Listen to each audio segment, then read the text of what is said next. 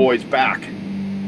Show is Philanthropy and Focus. Your boy just made the trek 2 flights up from the kitchen with my cup of coffee just below the roof of my house in my attic. I've been doing this for almost 190 shows. What an exciting time it is. I'll tell you this. Yesterday was World Mental Health Day. Shout out to my new mission. Hashtag ending the stigma together. There's only been 20 shirts ever made in the history of this planet. So this is version 1, man. So I've given a few out. I just told my friend Patrick T. Guinan, who's my guest on the show today, I said he's getting one of the first 20 right off of the press. Shout out to Fred Taffer and Erico down at Tombo Visual Promotions outside of Philadelphia in Soudersburg, who helped me on the creative. It was kind of my brainchild, but Erico's the one who kind of drew it, and we're working on some new colors. But hashtag ending the stigma. What am I talking about? Ending the stigma around the conversation about mental illness/mental health. I like to say mental health more than illness, right? It's about finding the compassion, finding the love for each other. So what's my week look like? On Tuesday night, I was at the event for Transitional Services for New York, their gala, New York, New York. I didn't know I was going to sing that early. So I was at that gala at Leonard's Palazzo over in Great Neck, New York. Then I was meeting with a friend of mine who does corporate wellness on Wednesday night while the Mets were clinching the series and moving on. So I was in a restaurant, in a bar, talking to my friend, but not looking at the TV while all that was going on behind me, because we were talking about a partnership as it relates to some of the work I'm doing in the world and what she's doing. Shout out to my friend Jen. We're going to be talking about that going forward.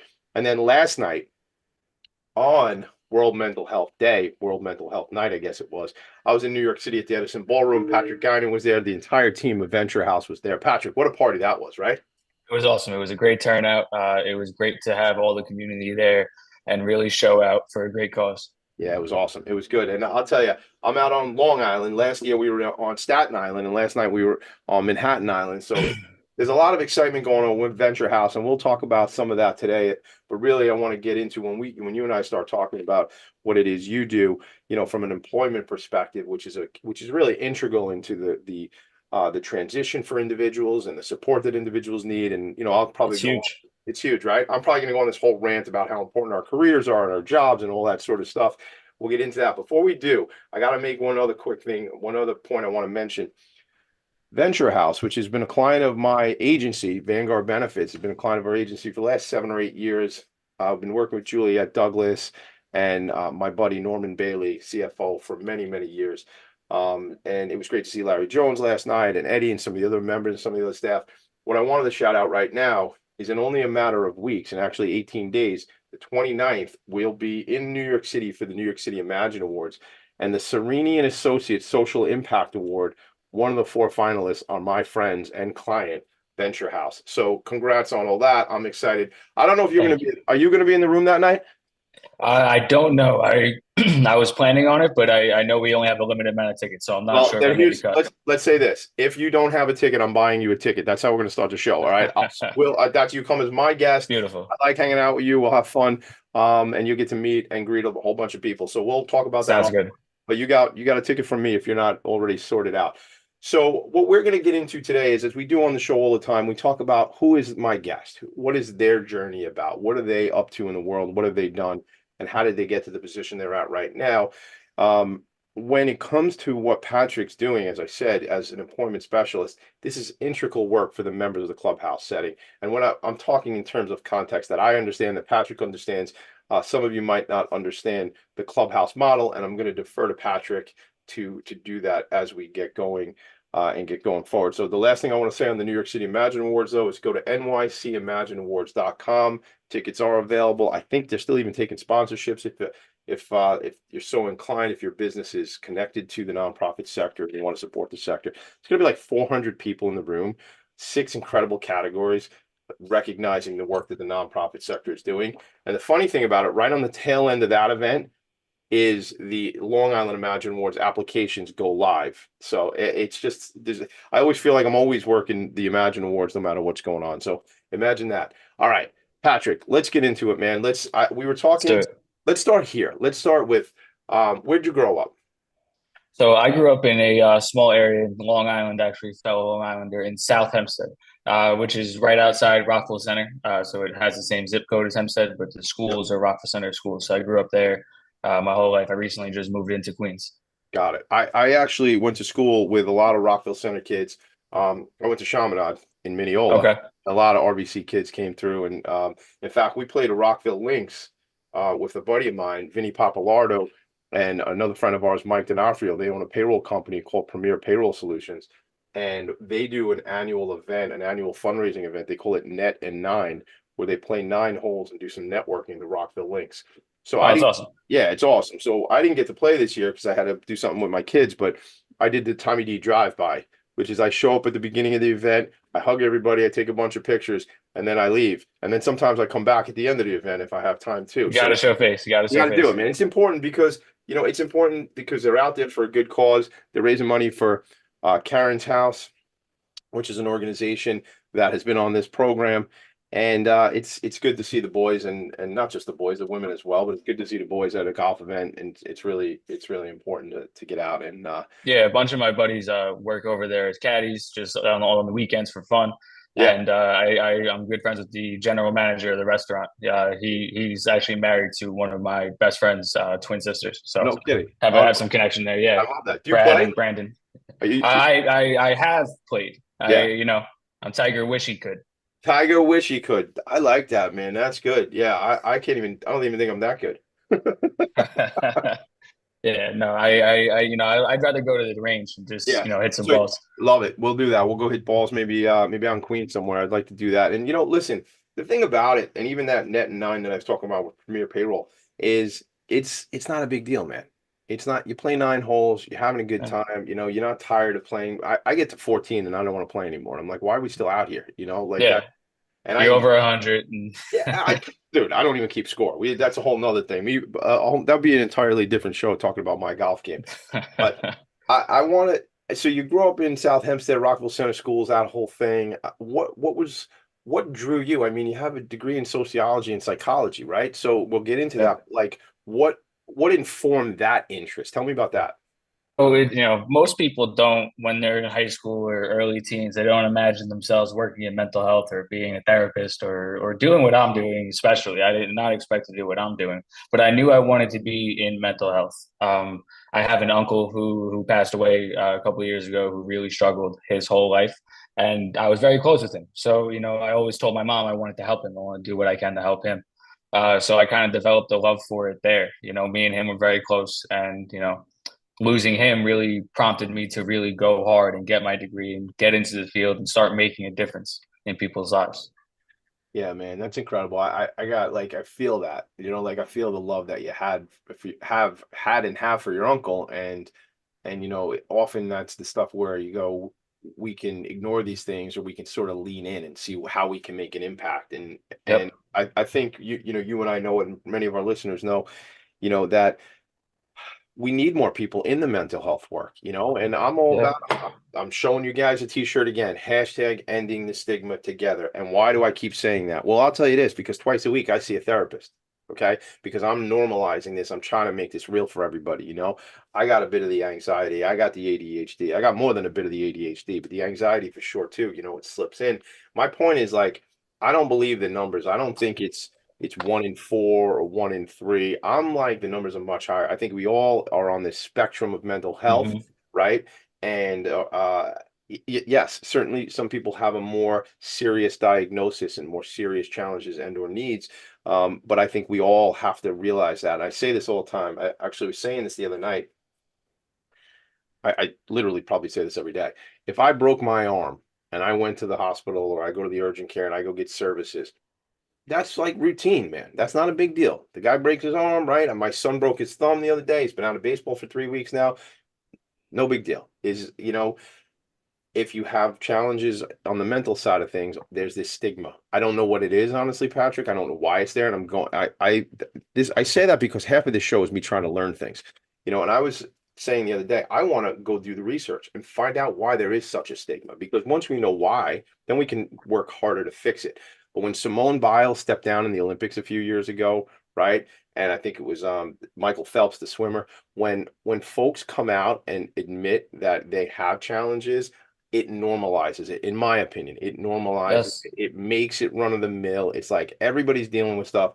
There's this one quote I say from Robin Williams, everyone you meet is fighting a battle you know nothing about.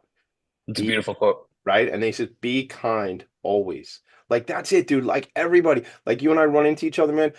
You don't know what I just went through the last day, the last week, the last Yeah, 6 months, right? right. I don't know where you've been. I don't know what's up with, but if I meet you and greet you and vice versa with love and compassion, like, then that's it, man. Like, that's Yeah, that's what support. it's all about. 100%, man. Second ever show with Yeah. episode of this show, Dr. Larry Grubler from TSINY. We already referenced them, but he was on my show and he said, you know what, Tommy D? Everybody needs support at sometimes. And that's what it is, man. Yep. So you had this experience, you were close with your uncle, you were always looking out for him.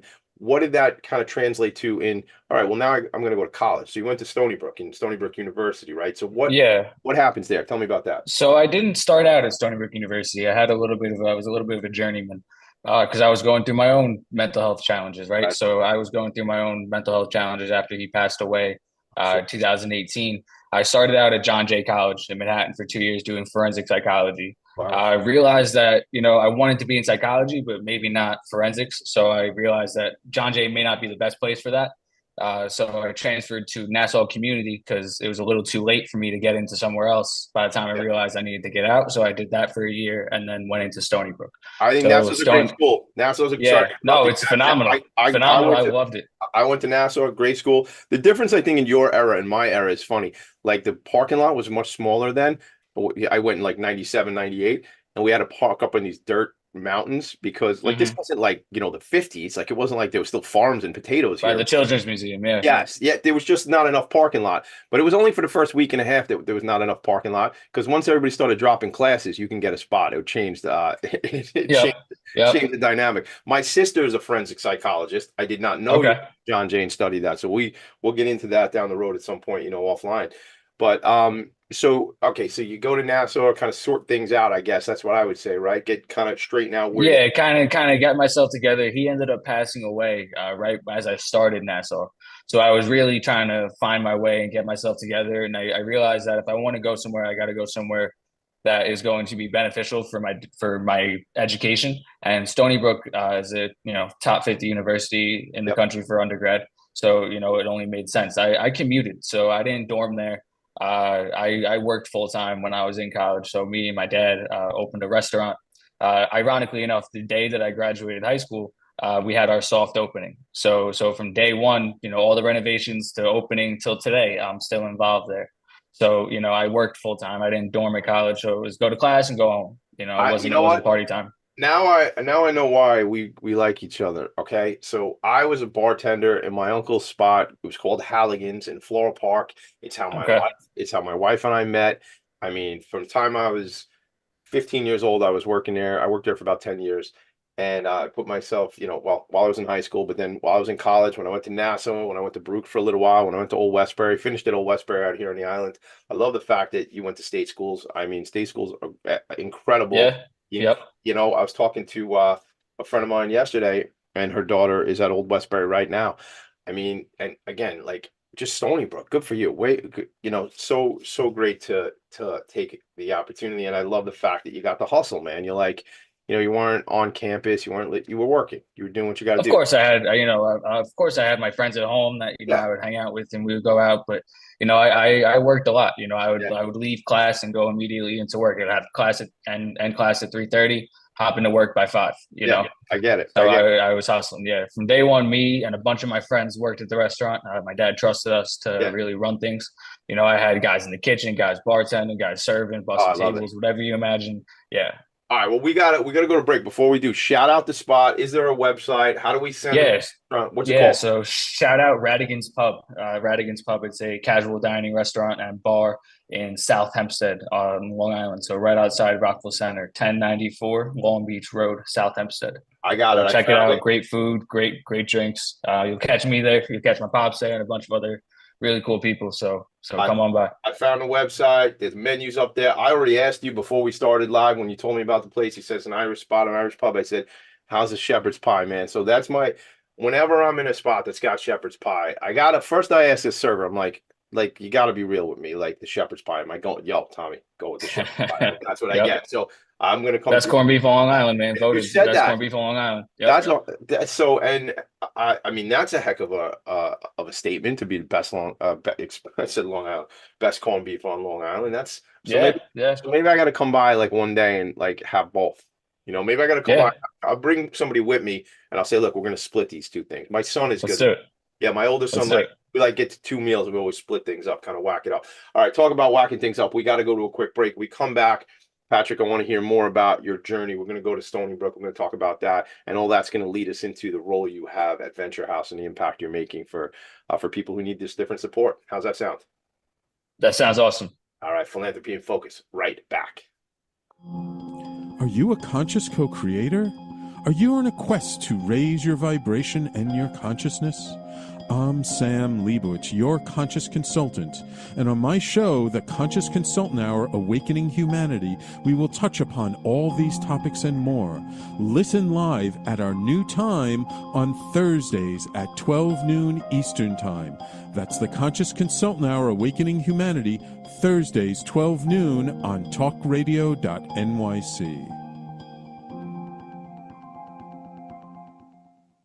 Are you a high-achieving, growth-oriented leader? Are you interested in developing your authentic leadership while creating a healthy, inclusive workplace? Hi, I'm Dr. Mira Brancu, host of The Hard Skills on talkradio.nyc at 5 p.m. Eastern on Tuesdays, where we discuss how leaders develop the hard skills needed to make a greater impact. We interview experts, have live coaching, and tackle these challenges.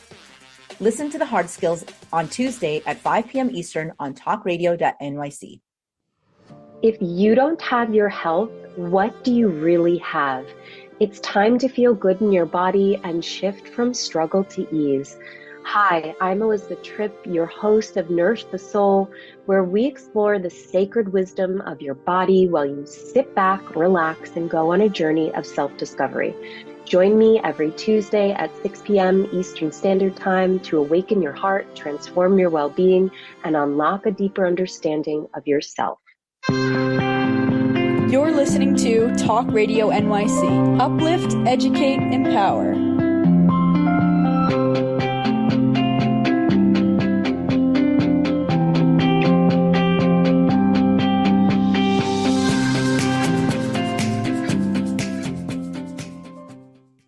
Nonprofits need connections to move in good directions. So cut through all the static. Join Tommy in his attic. Man, dude, for a guy who grew up on steak tidbits and buffalo wings, I mean, looking at the website's making me hungry, man. Those tidbits are good stuff, man. We got nice jumbo wings too. They're not those little tiny meatless wings, just bones that you get at some places. These are real wings. I like I like that, man. I love it, man.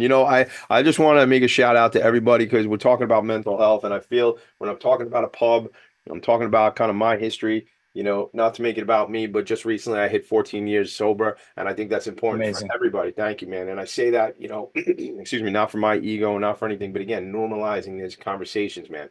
I always kind of tell people because I think it's important that we realize that You know what, Tommy? It's a beautiful thing that you said that because I'll in a little bit I'll share something myself. Okay, fair enough. We'll get to that for sure. Thank you. I just think if the more we have this dialogue and these conversations and realize that we meet people where they are and show them that love, it's just critically important. So, all right, let's get back into it. If you want to share whatever that was on your mind, or we'll move into something else. You take it away. Yeah. So Tommy's talking about his own recovery. I myself am in recovery. I am 4.5 years opiate free. So right after I graduated Stony Brook in 2020. I went into a rehab facility in Massachusetts, up in northern Massachusetts, called Ashbury, Massachusetts. So I was really deep into painkillers, OxyContin, for about 3-4 years after my uncle passed away. So it was definitely a struggle for me. So I can understand the struggle. Oh man, just listen every day, man. Every day, right? It's every day doing the right thing, making the right decisions. I can't hug you. I'll hug you when I see you, but like I feel that right now. Um, Good on you, taking control, doing what you got to do. I mean, it just every day we got to continue to do the best and be the best version of Patrick, be the best Tommy D. I say I'm trying to do Yep. the best Tommy D I could be. And listen, we make mistakes. I don't mean make mistakes by getting involved with stuff again, but we just might not be the perfect. We might yell. We might not always be perfect, but gang, it's about growth. It's about evolution. I was on a podcast last week. My friend Alyssa Bakar um interviewed me, and it's her podcast is more like about like what's your passion, what are you into, like who are you, stuff like that. And we had this dialogue, and it was I was like, it's all about evolution. It's all about evolution. It's all about play. It's all about like getting better, being the best version of yourself. And you Yep. know tragically, you and I know probably people, I certainly in my own family, we've lost people to that tragic crisis and epidemic that we have as it relates to opiates, the opioid crisis. And I just, God, man, we got to look out for each other. There's so many nonprofits that I hang out with too, Patrick, that are on the front lines doing this work, and it completely adjacent to the work Yeah. you're involved in all day, man. Mental health and substance abuse. I mean, They if to they're a not degree they go hand in hand, if they're not siblings, man, they're cousins. You know what I'm saying? Yep. Yep. So it's Yeah. No, so they go hand in hand. You got one, you most likely have the other, I or have listen. had. Yeah, 100%. And I know, in my own exploration of me, I know why I made some of the decisions I made back in the day. So Yep. I thank you for the share, and thank you for giving me a spot to share. Gang, listen, we're just doing this right here. This is real stuff. So if it's in your world and it affects you, we're sending out love. And also if you're in a spot and you need some support, man, there's so many different options out there. Hit us up, hit me up, Tommy D at Philanthropy and Focus, PHOCUS.com. I'm not clinical. I don't have the answers, but I have relationships and connections, and we can get you to the people who might be able to bring you those services. Didn't know we were Yeah. going, but that's kind of what the show is all about. So thanks for your share. Thanks for giving me the space again. All right, let's get into two. So when you get to Stony Brook, at that point what the destination is going to be. I know not that you're going to work at Venture House, Yeah. but So yeah, definitely didn't know I was going to Venture House, but I knew I was going into the mental health field. I was getting a degree in psychology, sociology. I thought those two things would go pretty well together, understanding, the brain, and then understanding, how society works alongside that. So, the combination of that really gave me a strong educational background. Um, but yeah, Stony Brook was a challenging school. I in my first semester did not go well. yeah, It was definitely shook me up because I went from schools that were no, not easy, but definitely not Stony Brook caliber, yeah. So it took some getting used to, but I ended up graduating on the dean's list. So it all worked out. But Yeah. yeah, it was definitely challenging. I like how you said something. It took me. I hit three schools before I was done too, and I like how you said you were on your own journey, or you were a journeyman, or you said you used the term like that. Now, like I graduated high school in '96, and if you do the math, that would have been class of 2000. I was like 2002 ish. I think there might have been Yep. something left to clean up after that. But I think in retrospect, like that goes back to a lot of what I did in my life. I stayed in the bar business for a long time. Like that was. I got Yep. focused on different things. I had cash in my You get pocket. comfortable there, as a fellow bartender and Yeah. restaurateur, Mhm. you get comfortable in there. Yeah. And don't need to tell you, or don't need to tell anybody who's been in the trades, in the restaurant business. It's all there, gang. If you have the tendencies, it is all there. And those of us who have those tendencies sometimes shouldn't be there, is what I'm trying to say. Yep. Yep. Whether it be the drink, the drug, the gambling, it's all there for you, man. So that's not a commercial to go to these places, gang. That wasn't. Don't misunderstand what I'm saying.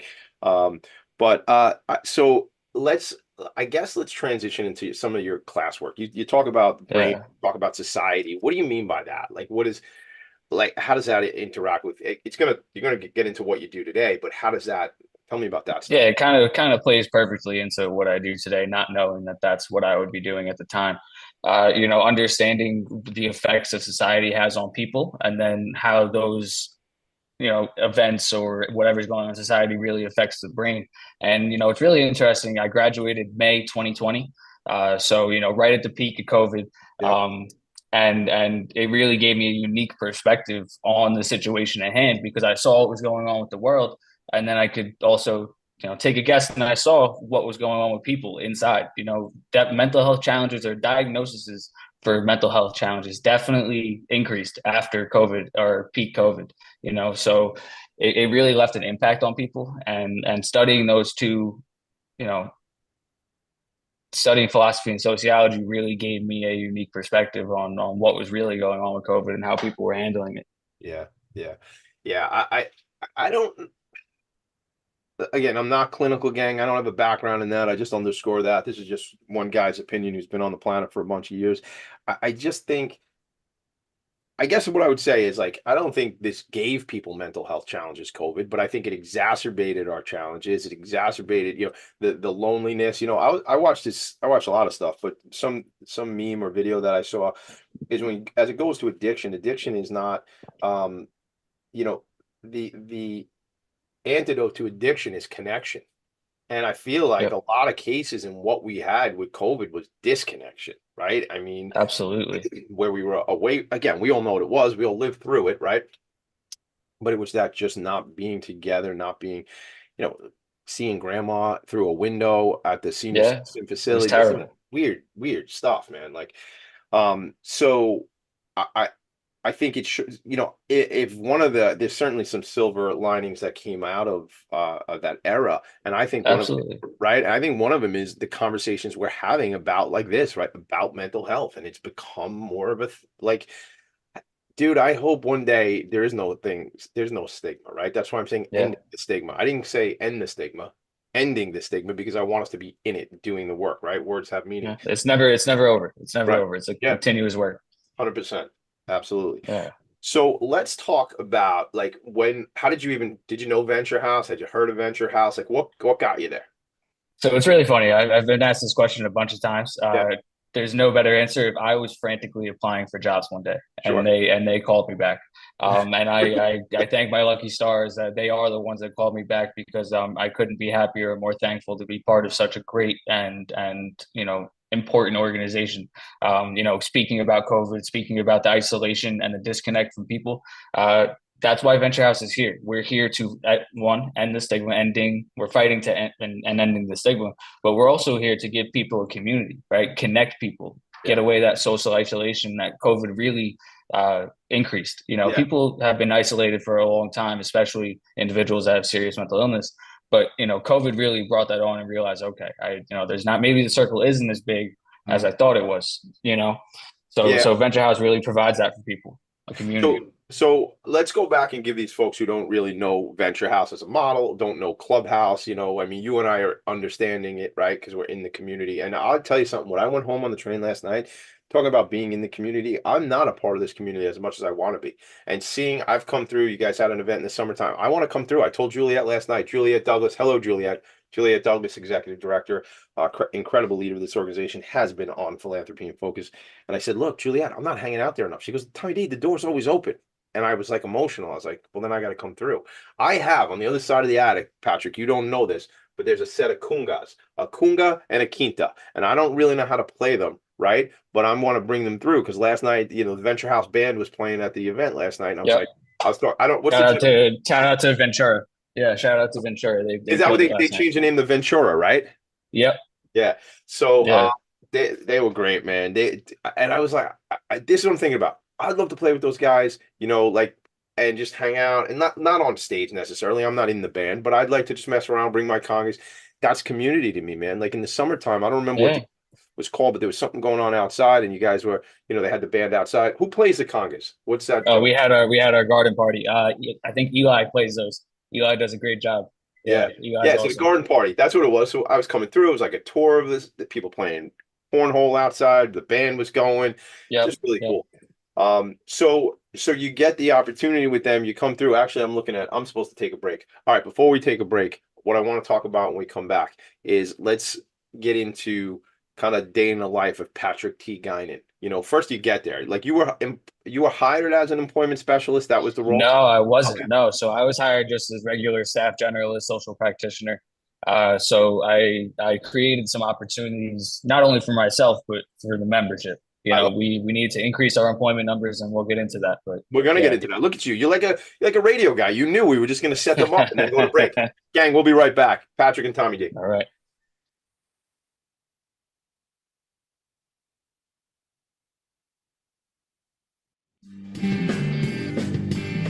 Hey everybody, it's Tommy D, the nonprofit sector connector, coming at you from my attic.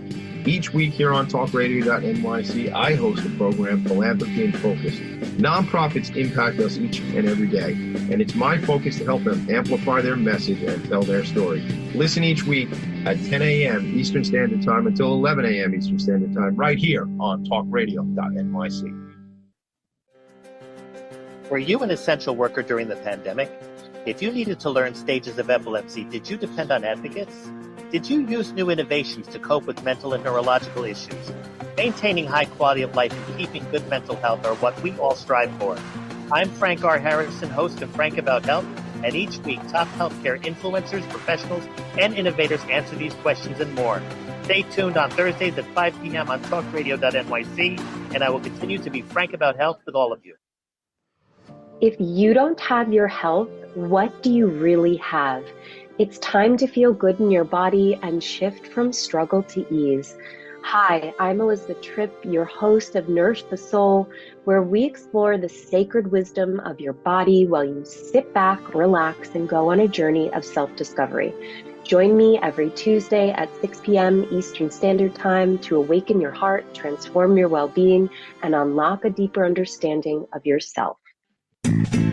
You're listening to Talk Radio NYC at www.talkradio.nyc. Now broadcasting 24 hours a day.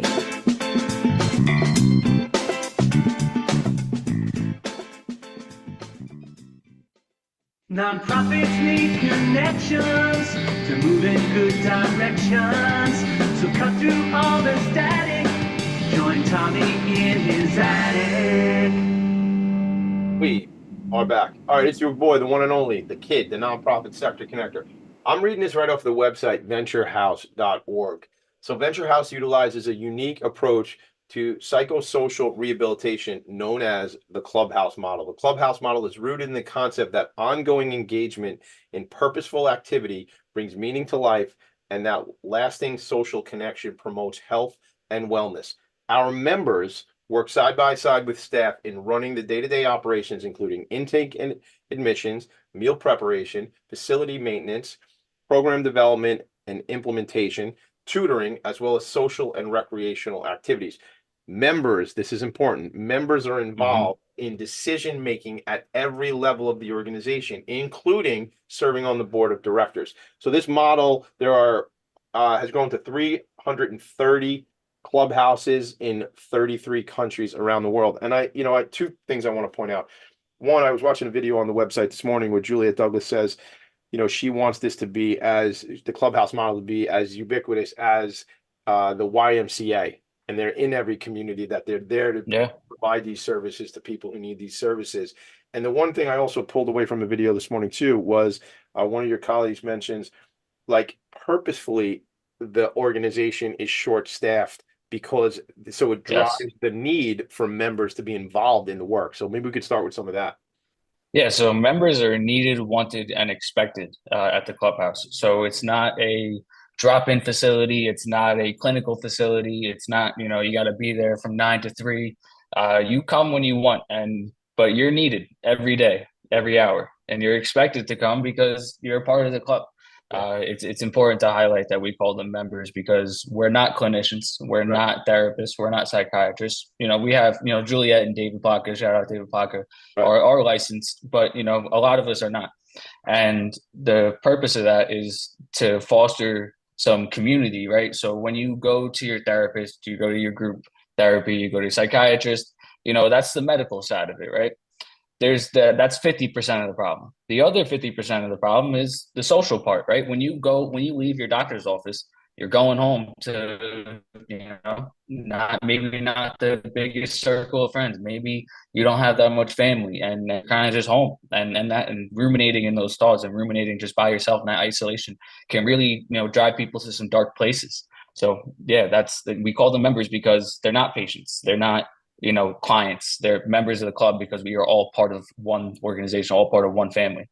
I love that. I love it. You know who I ran into last night? I ran to Eddie last night, and Eddie had made Shout out Eddie Moultrie, man. Eddie, man. Oh my God. I was giving him a little bit of business. I got to tell you, Eddie, if you're listening, because I was like, he had this red hat and he put a little red in his beard. And I was like, dude, that looks so good. But I said, if I did that, look at my beard. I'd have to wear a white hat with all this white hair I have in my beard. So we had a little fun with that. And I won't tell that joke to my wife and kids because they already make fun of me that I got gray in my beard anyway. So they don't need any extra.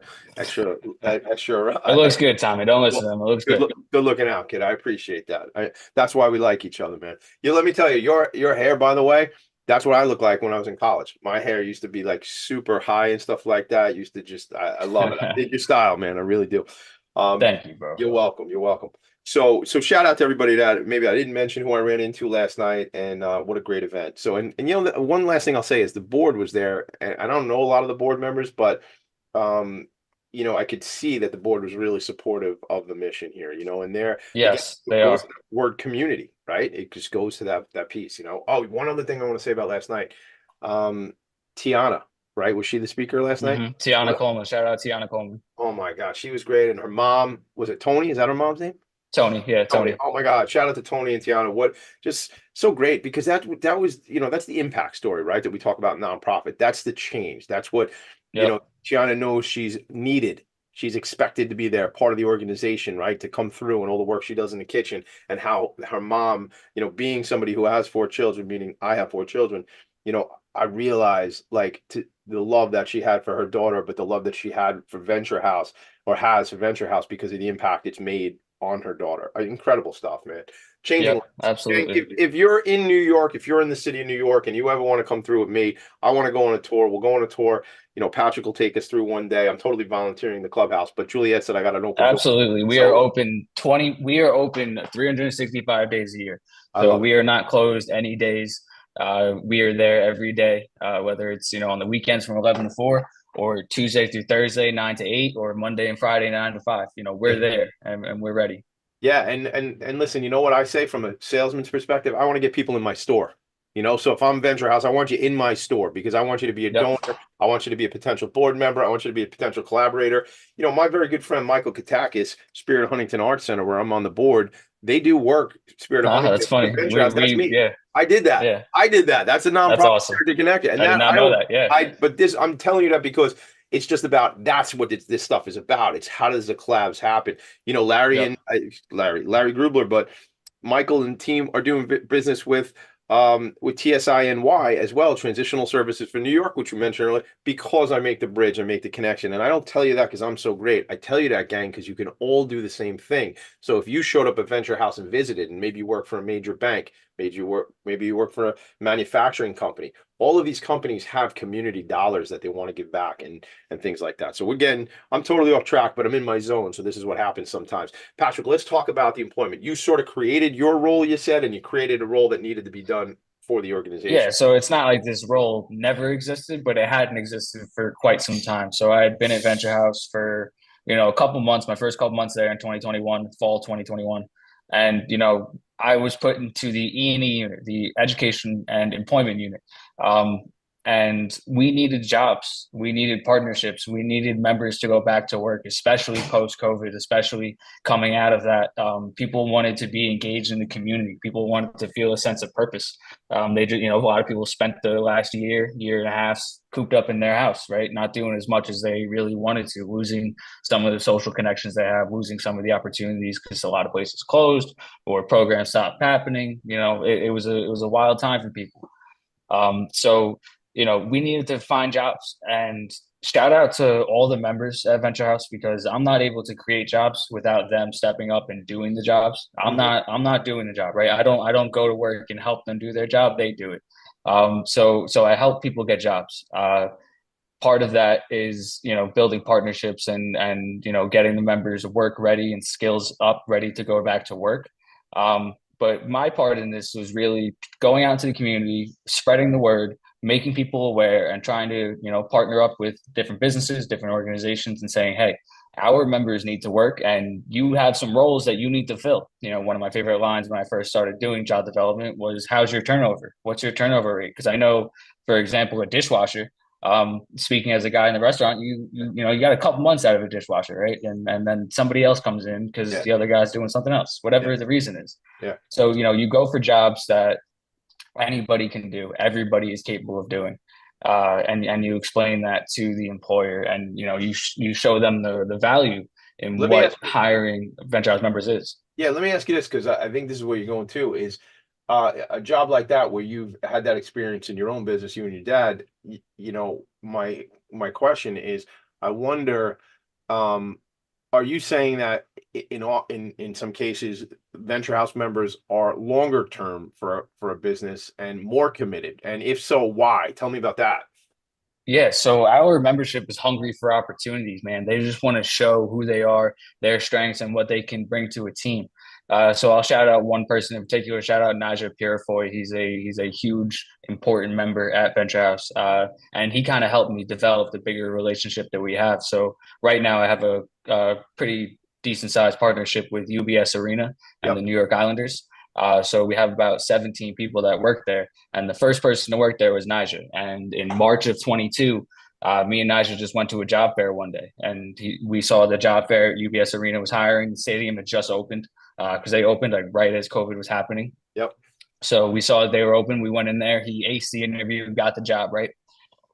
First day of orientation, I go with him. Just, I'm like, all right, let's see if I can talk to anybody. Yeah, right. You're I brought him networking in. now. You got to move, right? Right. You're there for a reason. You're like, all right, we got our guy in. Now let's see what Right. else, how can we infiltrate? And Good way. I'm new to this, right? I'm barely at Venture House, 6-7 months. Yeah.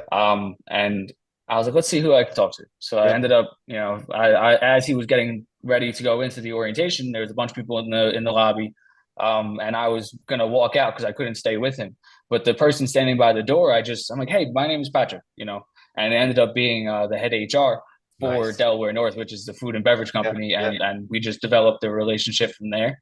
Mostly because Naja showed what Venture House is all about, right? So, like I said before, our members are hungry for opportunities, and he was ready to work, man. He was ready to jump into it and be a part of a team and be a productive part of the team. So he worked there for about I think it was the second half of the first season they had there. And then the next job fair came around, and I networked a little bit with the HR, and 3 years later, we got 17 people there. Oh man, that's incredible. Give me some of the roles, like everything from concessions to cooking. Like, what do Yeah, you? so dishwashing, cooking, concessions, porters, runners. We have a couple cooks. So yeah, really, really everything in there that needs to get done, our guys are doing it. That's awesome. How much opportunity? I mean, within UBS, for example, do you see a lot more opportunity to get some more roles filled from Venture House members? Yeah, so it's a pretty consistent ongoing thing. So when they have job fairs, I bring a couple people and they bring them on, and so far we've had some great successes with it. I love that, man. That is so cool. And even that is community too, because now we're outside the clubhouse, right? And we work Yep. together. So these are my people that are members within the clubhouse. We're friends. We cook together. We do different things at clubhouse, or we're at Yep. it's the garden party, you said, and then we're at work together. So these are my people. I got 16 other people looking out for me while I'm at the spot, right? Like, so that's Exactly. this community, and that's an additional level of support. And who do we hang out with most times in our lives, right? It's the people we go to work with, people we're in community with. And then now Yep. and I think you guys said it last night, or it was in one of the speeches last night, and it might have been Tiana's speech last night. And it was about home. And it was like about, and the word I'm feeling is like family. Like, is that how you all like interact together? Like, I feel like there's such a level Yeah. of support and connection. Yeah, it's a huge family, man. There's a huge connection that we have with each other. A lot of us, we're like-minded people. We're peers. We've all been through, if not the same thing, very similar things, or had, similar paths. We've all had different paths, but similar at the same time. We've all experienced, similar things. So it really is a big family over at Venture House. And like you said, having your family at work with you, sometimes that isn't always the best, but in this case, it really provides a level of support, and it's a domino effect, right? So once one person started working and had a good experience, Yeah. 2 more started, and then 5 more started. So it's really a domino effect, and the community engages other community members to go back to work.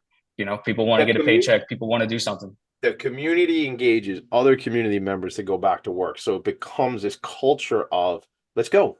Like, let's Yep. go. Like, tough love a little bit, right? Let's get it together. What do you need? Let me support you, man. And here, Yep. and maybe not that it's, I don't believe in consumerism and buying more and more stuff, but all of a sudden somebody got a new pair of kicks on that they didn't have. And it's like, well, I'm working, man. Yeah. Like, let's just be Yeah, real. Like no, it's that. exactly how it goes down. Yeah, that's exactly what it is. He'll have an extra couple of dollars in his pocket, order himself, something to the clubhouse, and I was like, oh, you have the money for that? He's like, yeah, dude, I'm working. Right, right. Yeah, that's elevation, man. Like I got my older daughter, she's working right now, and it changes her dynamic of what, like, I'm all set, Dad. I don't need this. I can go get my own. And now that's not exactly what Right. I hear, because I might have said no to something and she goes, I'm good. I got my own money. I go, you're also 15. Like, stop. That's not, that's a whole nother deal, gang. But I think it's so incredible because so much of our we're empowered by work. We're confident. Our confidence builds by work. Certainly, our social network grows by the people we're dealing with and the people we're talking to Yep. in our jobs and things like that. All right, we're gonna take a quick break. We come back. Here's what I want to do for our final time together is let's call out some employers that you're working with. You shout out Delaware North. Let's talk about some others. I don't know if you're doing work. You don't even have to answer this yet, but because I think I asked you already. But I think we need to see there's you and me root for a ball team that plays in Flushing. And let's go Mets, baby. But I want to maybe talk about if you're doing anything in City Field yet. If not, maybe we can help out. Maybe we'll talk Queens Chamber of Commerce because they're certainly tied in over there. And who you're looking at, who's on your target list, man, and what do you need? So if there's certain employers that you're looking at, and or if there's certain relationships that we might be able to get to, how's that sound? All right, sounds good, man. Looking All forward. right, let's do it. Right back, baby. Are you a high achieving, growth oriented leader? Are you interested in developing your authentic leadership while creating a healthy, inclusive workplace? Hi, I'm Dr. Mira Broncu, host of The Hard Skills on talkradio.nyc at 5 p.m. Eastern on Tuesdays, where we discuss how leaders develop the hard skills needed to make a greater impact. We interview experts, have live coaching, and tackle these challenges. Listen to The Hard Skills on Tuesday at 5 p.m. Eastern on talkradio.nyc. Hey everybody, it's Tommy D, the nonprofit sector connector, coming at you from my attic. Each week here on talkradio.nyc, I host a program, Philanthropy and Focus. Nonprofits impact us each and every day, and it's my focus to help them amplify their message and tell their story. Listen each week at 10 a.m. Eastern Standard Time until 11 a.m. Eastern Standard Time, right here on talkradio.nyc. Are you a conscious co-creator? Are you on a quest to raise your vibration and your consciousness? I'm Sam Leibowitz, your conscious consultant, and on my show, The Conscious Consultant Hour, Awakening Humanity, we will touch upon all these topics and more. Listen live at our new time on Thursdays at 12 noon Eastern Time. That's The Conscious Consultant Hour, Awakening Humanity, Thursdays, 12 noon on talkradio.nyc. You're listening to Talk Radio NYC at www.talkradio.nyc. Now broadcasting 24 hours a day.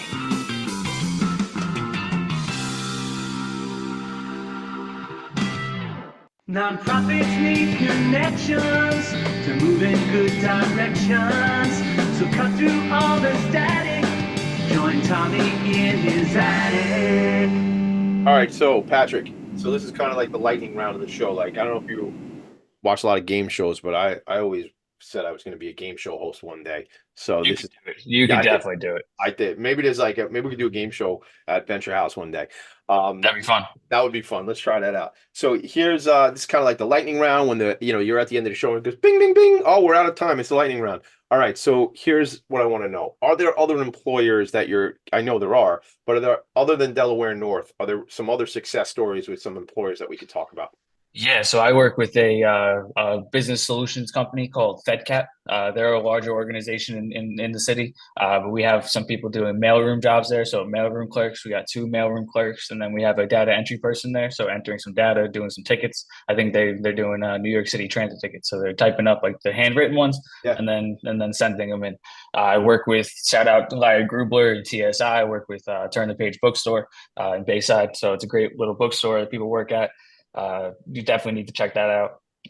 Right now I'm developing 3 new relationships. So we have somebody at Target in a supported employment role, and I've made a connection with the HR and we're going to get some other people in there for seasonal, and then hopefully we can turn those into permanent jobs. So we're working something with Target. I actually went with our director of our new Brooklyn clubhouse, Mark Calix. Shout out Mark Calix. To Forest Hill Stadium back in August, and we met with the GM of Forest Hill Stadium. And in March, we're going to be doing a big venture house hiring event at Forest Hill Stadium. Awesome. So, and Raising Cane's, shout out Raising Cane's. We're going to be their community partner of the day, their Jamaica location opening.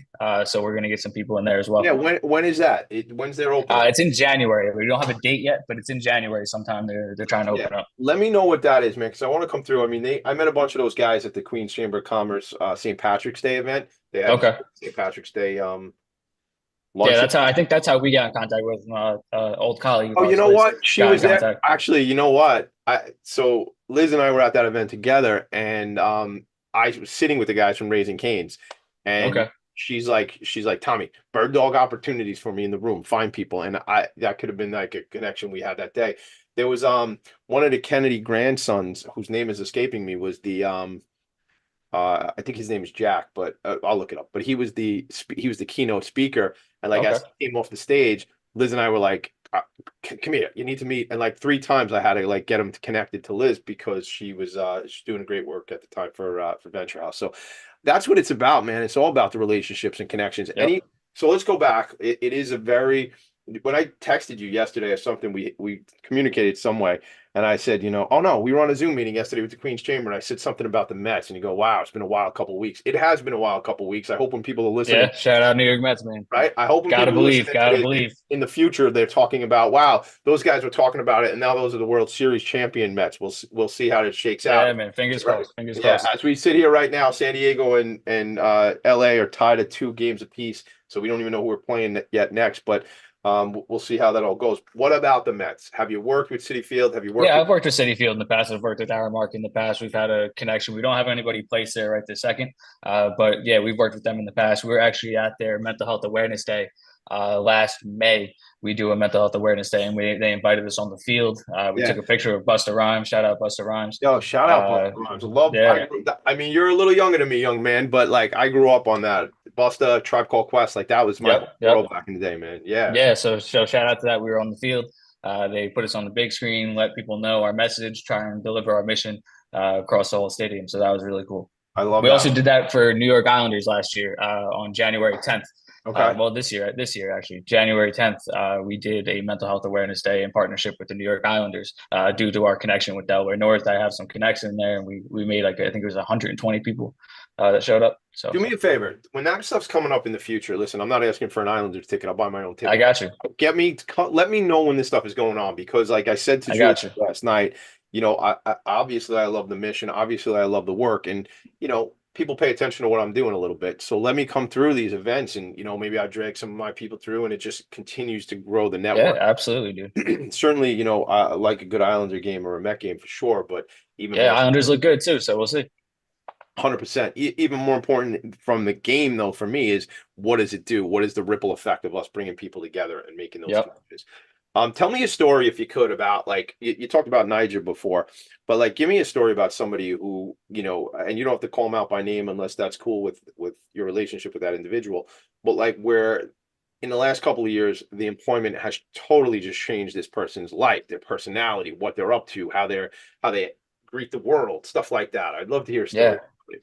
Yeah, so I'm thinking of one person in particular. I won't say their name because I don't know if they want me to. But this person recently started working about 2 months ago.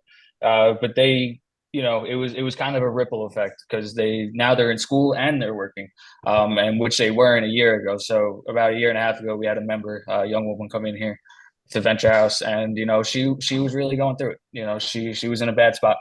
But she continued to be a part of the community, build up her skills, build up her confidence. And she was a nervous wreck for the job interview. And I was prepping with her for weeks, getting her ready. And now she's, she texted me the other day, and it almost made me cry, because she sent me this long paragraph. She's like, I feel so good. She's like, I feel so wanted. I feel so productive.